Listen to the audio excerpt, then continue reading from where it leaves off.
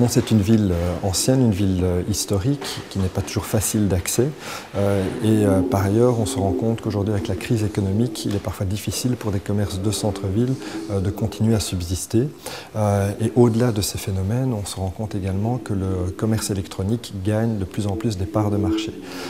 Alors en Wallonie et en Belgique ce phénomène est constaté avec un peu plus de retard par rapport à d'autres pays mais quoi qu'il arrive on sait que ce retard sera rattrapé progressivement compte tenu de la croissance importante du commerce électronique. Et donc la ville de Mons cherchait à pouvoir offrir à ses commerçants du centre-ville un concept qui puisse leur permettre de se développer et d'investir dans le commerce électronique. C'est une manière quelque part de soutenir le commerce du centre-ville qui est important pour nous et nous avons trouvé avec M. Bulto et Nearshop un partenaire potentiel qui pouvait nous aider à atteindre cet objectif, raison pour laquelle nous avons décidé au niveau du collège communal de soutenir cette initiative, d'en faire quelque part un projet pilote et de la présenter ce soir aux commerçants du centre-ville. Aujourd'hui, les petits commerçants locaux, on appelle ça des commerces de proximité, eh bien, ils sont en disparition. Environ 5% des commerçants de proximité disparaissent chaque année. Et donc, ces petits commerçants, on aimerait pouvoir les aider à vendre en ligne.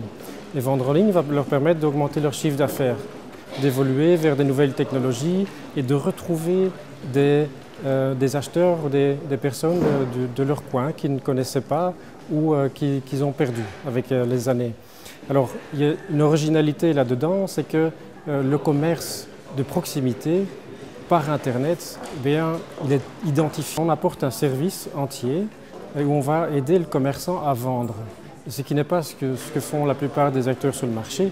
Ce qu'on trouve en général, c'est qu'on fabrique un site web, mais après, qu'est-ce qui se passe? Comment est-ce qu'on fait pour être visible, la logistique, etc.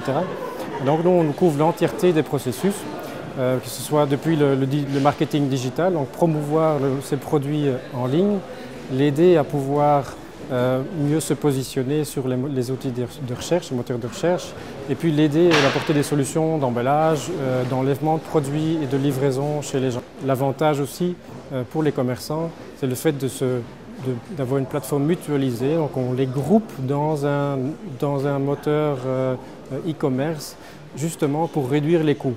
Alors aujourd'hui, on est dans des tarifs à moins de 50 € par mois pour l'e-commerce qui inclut les services de paiement, les systèmes de livraison, l'étiquetage pour les livraisons, des marchandises qui peuvent être achetées, donc des produits d'emballage qui peuvent être achetés à des tarifs préférentiels.